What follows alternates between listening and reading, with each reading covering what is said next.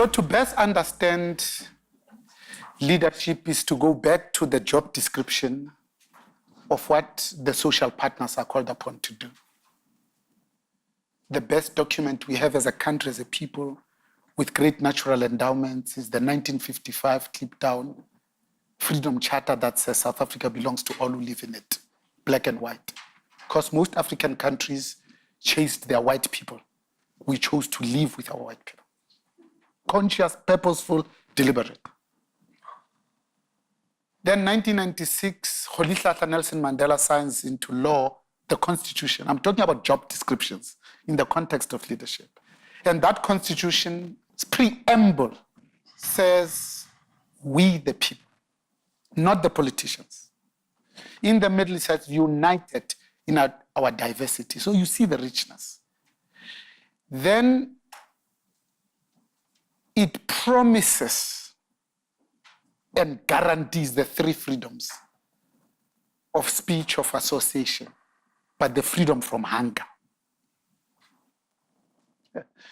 Lastly, it mandates, not the politicians, every single solitary one of us, because when it starts, it says we acknowledge the past injustices, that we must correct these past injustices. Mandates you and I to correct those. So when you look back, you say definitely since the advent of Bell Pottinger, we have become much more polarized and more racist and sexist. On our watch, we allowed it because nobody would impose that without our permission. And we say, how did we squander this potential of South Africa we've all been praying for? That quadrupled its GDP in the first 5 years of Mandela. Thabo Mbeki gave us 43 consecutive quarters of positive GDP growth. We created world-class institutions. There was no SARS. Department of Expenditure, of Finance, of Customs, and we created, it's amongst the top 5 in the world. December 2007, GDP growth of 5.4%. So you can see we're on this.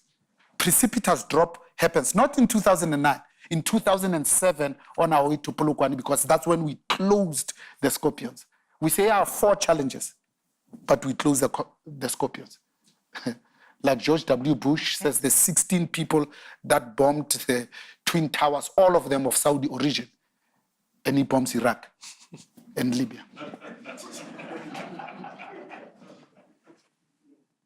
So here's what it means. On the 27th of April, when we did the snaking queues, the Rwandans, it segues beautifully, they were killing each other in the most profound genocide, 600,000 of them in less than a year.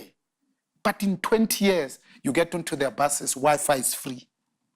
And they've put themselves with their own bootstraps. Today, they don't speak about Tutsis and Hutus, only Rwandans. In that time, we were bigger than them. Today, out of the 10 fastest growing economies in the world, 7 of them are in Africa. Rwanda is one of them. So to understand this lost opportunity, in 1960, we were bigger than the Asian tigers.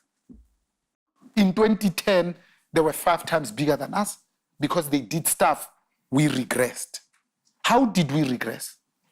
So if you extrapolate just on this growth, order of magnitude, had we maintained just that trajectory, not the precipitous drop, to understand what Jacob Zuma has done to all of us, unemployment today would have been 16%, not 27.1. GDP growth will be 6, not 0.7. Last year, 1.3. Would have banked 1 trillion South African rands into the fiscus. Then the question we need to ask, how many pit latrines would have built, how many fee-free higher education candidates would have paid for, because the back of the cigarette calculation we did when this was announced on the first day of the 54th conference of the ANC would have cost us 57 billion. Eskom alone, 600 billion has been stolen by these 2 families. On average, 100 billion a year on average.